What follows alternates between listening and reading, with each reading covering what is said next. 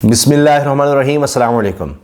तारिक मतीन साहब बड़े ज़बरदस्त सहाफ़ी हैं। उन्होंने एक्स ऐप पर एक पोस्ट की, ये हामिद मीर साहब के ख़िलाफ़ मफरूर के मजबूर क्यों बोल रहे हैं, 50 बलोचों के कत्ल का नून लीग पर इल्ज़ाम, ये क्या चक्कर है, मैं क्या मिस किया, यानी मैंने क्या मिस किया। यानी ये खुद वो हैरान हो रहे हैं कि आखिर हुआ क्या है कि नून लीग की तरफ से हामिद मीर साहब को निशाने पर रख लिया गया है और उन पर तनकीद की जा रही है। और जाहिर है कि लोग इस पर डिस्कस कर रहे हैं कि 50 बलोचों के कत्ल का नून लीग पर इल्ज़ाम, ये किस तनाजुर में है और हामिद मीर साहब ने किस तरह इल्ज़ाम लगा दिया है, ये चक्कर क्या है। अब इस पर ख़ुद बहुत से लोगों ने तारिक मतीन साहब को इस पर बताया, जवाब दिया, हत्ता कि वीडियो भी शेयर की। अब ये इस वक्त बहुत ज़्यादा ये क्लिप शेयर भी हो रहा है, इसको डिस्कस भी किया जा रहा है क्योंकि हामिद मीर साहब ने वीलॉग्स शुरू कर दिए हैं और उसमें वो पाकिस्तान की हिस्ट्री के हवाले से भी बात कर रहे हैं।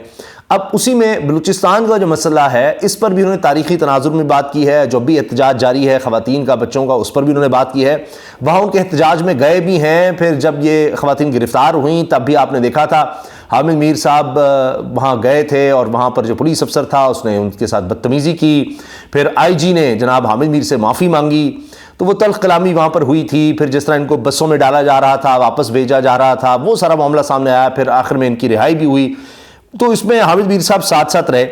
अब इसी पर सईद बलोच जो कि जर्नलिस्ट भी हैं और इसी तरह एजुकेशनिस्ट भी हैं, उन्होंने भी एक क्लिप शेयर किया जिसमें हामिद मीर साहब कह रहे हैं कि ये PDM का दौर, ये अभी जो दौर गुजरा है इनका, उस दौर में हामिद मीर साहब से कहा गया कि जी अच्छा बड़ा आप मिसिंग लोगों की बात करते हैं तो लाएं हमें लिस्ट देनी। PDM हुकूमत, ये शहबाज शरीफ की गवर्नमेंट, ये नून लीग की गवर्नमेंट, और उसमें राना सनाउल्लाह और अता तारड़ का वो नाम लेते हैं।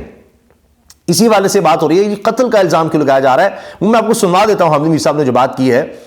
मुख्तसर में अर्ज़ कर दूं कि हामिद मीर साहब ने कहा कि जब मुझे कहा गया जी आप बताएं, तो मैंने फिर पता करके इधर उधर सब चीज़ें देखकर ध्यान से एक लिस्ट तैयार की जो लापता बलोच जिनको कहा जाता है उनकी, और इनमें वो कहते हैं कि जी स्टूडेंट्स थे और इस तरह के लोग थे, कोई और नहीं, जो मैंने कहा कि बिल्कुल जिन पर कोई शक ना किया जा सके, उस तरह के लोग जो है ना वो उनकी लिस्ट तैयार की जाए।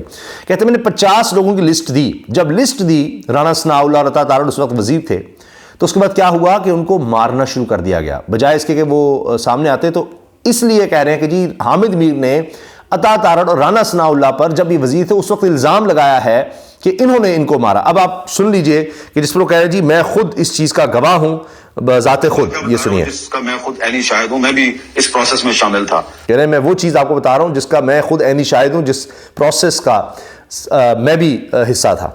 मुझे कहा गया कि लिस्ट दे दें जी कि जिनको आप चाहते हैं कि रहा कर दिया जाए, कोर्ट में पेश किया जाए।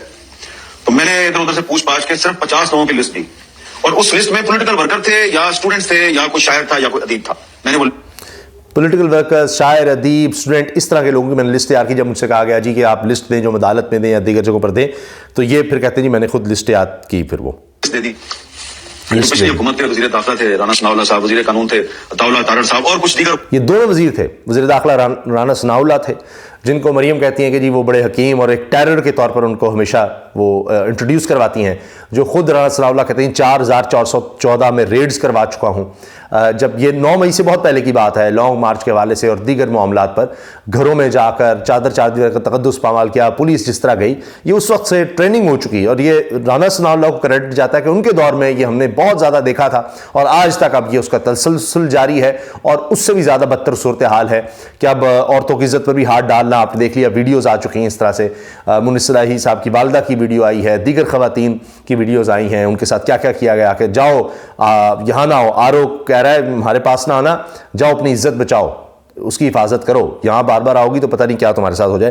तो बहरहाल इन्होंने कहा जी मैंने राना सनाउल्लाह और अता तारड़ को लिस्ट दी, हामिद मीर साहब कह रहे हैं। और आगे क्या हुआ, उनको लिस्ट दे दी तो उन्होंने जनाब उस लिस्ट में से लोगों को निकाल के मारना शुरू कर दिया। तो अब आप पे एतबार कौन करे। आपने उस लिस्ट में से लोगों को निकाल कर मारना शुरू कर दिया। ये राना सनाउल्लाह और अता तारड़ का नाम लेकर उसके बाद उन्होंने ये बात की हामिद मीर साहब ने और कहा कि फिर आप पर एतबार कौन करे, ये एक मसला है। तो इसलिए फिर ये जो औरतें और बच्चे हैं ये किधर जाएं।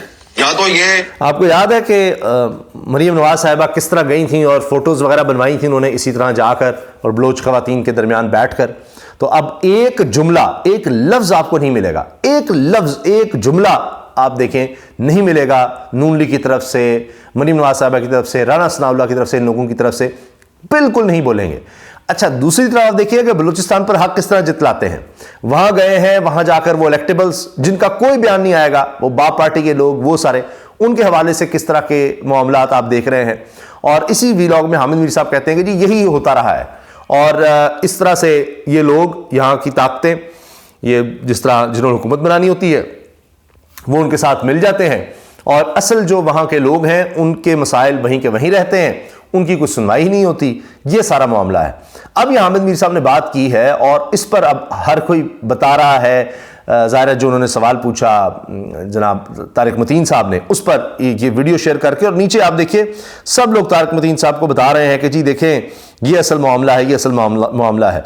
तो एक तरह से तारिक मतीन साहब ने सवाल पूछकर और लोगों में ये एक अवेयरनेस पैदा दी कि वो भी जाकर बता रहे हैं, उसका तारिक मतीन साहब को पता भी हो या तो अब देखिए ना, बहुत से लोग ये कह रहे हैं जी हामिद मीर साहब का वीलॉग मिस किया है आपने, और मानना पड़ेगा ज़बरदस्त वीलॉग है, मालूमाती, तहकीकी और ज़ाती तजर्बात पर मुश्तमिल। बलूचिस्तान इशू को समझने वालों को ये वीलॉग ज़रूर देखना चाहिए, बल्कि कॉपी पेंसिल लेकर नोट्स लेने चाहिए इसमें से।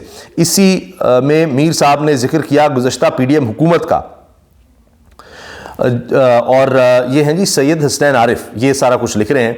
और जी इसने मुझसे मुलोज पर्सनस के हवाले से लिस्ट मांगी कि कौन कौन से मिसिंग हैं, हम बाज़ियाब करवाते हैं। अब इसमें जनाब वो PDM हुकूमत के लोगों के नाम जिस राना सनाउल्लाह और ताड़ रहते हैं, और फिर मीर साहब मिसिंग पर्सन में से 50 अफराद की लिस्ट राना सनाउल्लाह और ताड़ को फराहम करते हैं। तो पता चला कि लिस्ट वाले बलोच मिसिंग पर्सन को मारना शुरू कर दिया। और ये जनाब अब देखिए ना, इसीलिए शायद खामोश हैं, इस पर ये बात ही नहीं करते। राना सनाउल्लाह साहब के हवाले से एक और खबर आई है 24 न्यूज़ की गुज़श्ता रात की खबर जी। राना सनाउल्लाह इश्तिहारी निकले, FIR भी सामने आ गई, मगर कागजात नामजदगी मंजूर हो गए। इसे कहते हैं मंजूर नज़र होना। ये अदनान याकूब साफ़ी हैं, इन्होंने ये शेयर किया है और ये कहते हैं जी नून लीग पंजाब के सदर राना सनाउल्लाह इश्तिहारी निकले। ये 24 पर खबर चल रही है। राना सनाउल्लाह के काफिले की गाड़ी ने 2 कांस्टेबल पर चढ़ाई की, FIR। ये एक क्लिप चल रहा है। बहरहाल अब ये इन्होंने शेयर किया हुआ है, ये ख़ुद भी इस तरह से मुख्तलिफ इदारों में काम कर चुके हैं और इन्होंने ये शेयर किया है जी। 24 का क्लिप है। अच्छा, अब आप ये देखें, राना सनाउल्लाह साहब सिर्फ अगर फैसलाबाद के सर्वेज देख लेना तो उनकी नींदें उड़ जाएंगी। अब वो इसलिए जाली सर्वे करवा रहे हैं। ये जनाब सुनो TV के लिए हबीब अकरम साहब ने जो सर्वे किया है NA 100 का फैसलाबाद की अवामी राय, उसमें 44% लोग जो है ना जी वो तहरीक इंसाफ, 30% नून लीग के साथ हैं। अच्छा, इसी तरह NA 102 से 49% लोग तहरीक इंसाफ, 29% जनाब नून लीग। ये सारे गढ़ समझ जाते हैं, आप अंदाज़ा लगाएं। और ये अभी यहाँ पर हालिया एक ज़मीनी इलेक्शन भी हुआ था, मुझे याद है फैसलाबाद में, और आबिद शेर अली बड़ा वहाँ पर कोशिश करते रहे और इनको नून लीग को बड़ी बुरी तरह शिकस्त हुई थी कि जी इमरान खान यहाँ से किस तरह से खड़ा हो गया और इनका ख्याल था कि बड़े आराम से हम जीत जाएंगे, उल्टा इनको लेने के देने पड़ गए। अब एक और बात, यहाँ पर जनाब राजा रियाज साहब भी आगे हैं और राजा रियाज साहब के साथ साथ यहाँ पर जनाब अब नून लीग के अपने लोग जो हैं वो बड़े परेशान हैं कि ये क्या हो रहा है। राजा रियाज लुटे हैं तो उनको जनाब टिकट मिलना कन्फर्म है। अब वो अजीब बहकी बातें कर रहे हैं। राजा रियाज साहब एक समझना कैसी शख्सियत हैं। वो कहते हैं जी कि जिस तरह ये इमरान खान के लड़के ट्विटर चलाते हैं, हमारे वोटर ट्विटर नहीं चला सकते, इनका और कोई काम ही नहीं है, 24 घंटे या तो वो सोते हैं या ट्विटर चलाते हैं, हम नहीं चला सकते। ये जिनकी सोच होगी, उन्होंने क्या अब आगे बढ़ना है, क्या उन्होंने मुल्क के मसाइल हल करने हैं, क्या अब ये दौर बदल चुका है, अब ऐसे लोगों ने क्या वोट लेना है। और ऐसे लोगों की वजह से फिर नून लीग की बदनामी है। राना सनाउल्लाह क्या करेंगे फिर। और फैसलाबाद में जो पहले इनके जो बड़े कमिटेड लोग थे वो परेशान हैं, उनको टिकट नहीं मिल रहे। तलाल चौधरी साहब जो उनको कह रहे हैं MPA का ले ले, तलाल चौधरी मान नहीं रहे। उनके चच्चा जो हैं वो तहरीक इंसाफ की तरफ से हैं और अब हो सकता है तलाल चौधरी अंदर खाते उनको सपोर्ट करने लग जाएं। ये तो वहाँ पर फैसलाबाद में हाल है इनके लिए। पंजाब छोड़ें, सदर हैं पंजाब के जनाब राना सनाउल्लाह साहब, उनके लिए अपने फैसलाबाद में बड़ा मसला बना हुआ है। ऊपर से जनाब आप एक और चीज़ देखिए कि बड़ी दिलचस्प सूरत हाल ये है कि इनके जो मुखालिफ हैं उन्होंने एक वीडियो पैगाम जारी किया है। निसार जट ने, डॉक्टर निसार जट हैं, ये राना सनाउल्लाह के मद्दे मुकाबिल हैं। उन्होंने वीडियो पैगाम जारी किया है जी कि जिस तरह सबके कागजात नामजदगी रिजेक्ट किए गए हैं, तरीके इंसाफ वालों के मेरे भी कर दिए गए हैं, मैं राना सनाउल्लाह के मुकाबले पर था और मैं 5वां इलेक्शन लड़ रहा हूँ, तो ये कोई पहली दफ़ा नहीं है कि वो इलेक्शन लड़ रहे हो और उन्होंने कोई गलती कर दी हो। वो कहते हैं जी हमारे रिजेक्ट हो गए हैं, लेकिन वो कहते हैं जी हम इलेक्शन ऐसा लड़ेंगे कि आप देखिएगा, हम पीछे नहीं हटने वाले। और कहते हैं मेरी अहलिया के जो हैं वो कागजात नामजदगी मंजूर हुए हैं, तो अगर किसी वजह से, कहते हैं हम अपील में जा रहे हैं, लेकिन किसी वजह से ये हर सूरत में कोशिश करेंगे हमें बाहर करने की प्रोसेस से, अगर कर भी देते हैं तो अहलिया मेरी जो है वो इलेक्शन लड़ेंगी और इनको हम जनाब बताएंगे कि इलेक्शन लड़ा कैसे जाता है। तो वो जनाब पूरी तरह से तैयार हैं। राना सनाउल्लाह साहब सारी सरकारी मशीनरी का इस्तेमाल करके भी मुश्किल में है। जहाँ तक बात है अता ताड़ साहब की, तो वो एक तो ज़ाहिर है कि इसमें अब हामिद मीर साहब ने नाम ले दिया दोनों का, तो और क्या कहा जाए, मगर अता ताड़ साहब ने 7 जगहों से कागजात नामजदगी जमा करवाए हैं और अब तक की खबर यही है कि उनको शायद कहीं से भी टिकट नून लिखा नहीं मिलेगा। अंदाज़ा लगाएं, इतनी बेइज्जती है कि 7 जगहों पर गए कि यहाँ से मिल जाए, यहाँ से मिल जाए, यहाँ से मिल जाए। तो जिस इलाके में भी जा रहे हैं, चाहे वो गुजरांवाला है, चाहे लाहौर है, जहाँ भी जा रहे हैं वहाँ पर जो वहाँ के स्ट्रॉन्ग कंटेंडर्स हैं या लीडरशिप है, वो उनको वहाँ पर धक्के दे रही है कि खबरदार यहाँ हमारे से लड़ा, यहाँ से नहीं हमने लड़ने देना, इसको हमने नहीं लड़ने देना। हद तो यह है कि आज़ सादिक साहब और शेख रुहेल असगर, ये 2 बड़े जनाब रहनुमा समझाते हैं नून लीग के, इनके दरमियान अब मसला चल रहा है कि कौन किस जगह से इलेक्शन लड़ेगा। तो दोनों ही एक हल्के से इलेक्शन लड़ना चाहते हैं और शेख रुहेल असगर साहब के बारे में यह है कि वो उठकर चले गए मीटिंग से, उन्होंने कहा कि जनाब मैं फिर आज़ाद लड़ूंगा अगर मुझे टिकट न दिया गया। तो ये तो इनकी सूरत हाल बन रही है, इनके लिए टेंशन पड़ी है। ऊपर से हामिद मीर साहब ने जनाब वो 50 लोगों की फहरिस्त और फिर जिस उनका कहा गया कि इनको कत्ल कर दिया गया, वो उन्होंने जिक्र कर दिया, उसमें राना सनाउल्लाह और अता ताड़ का नाम ले दिया। अपनी राय का इज़हार कमेंट सेक्शन में ज़रूर कीजिएगा। अल्लाह हाफ़िज़।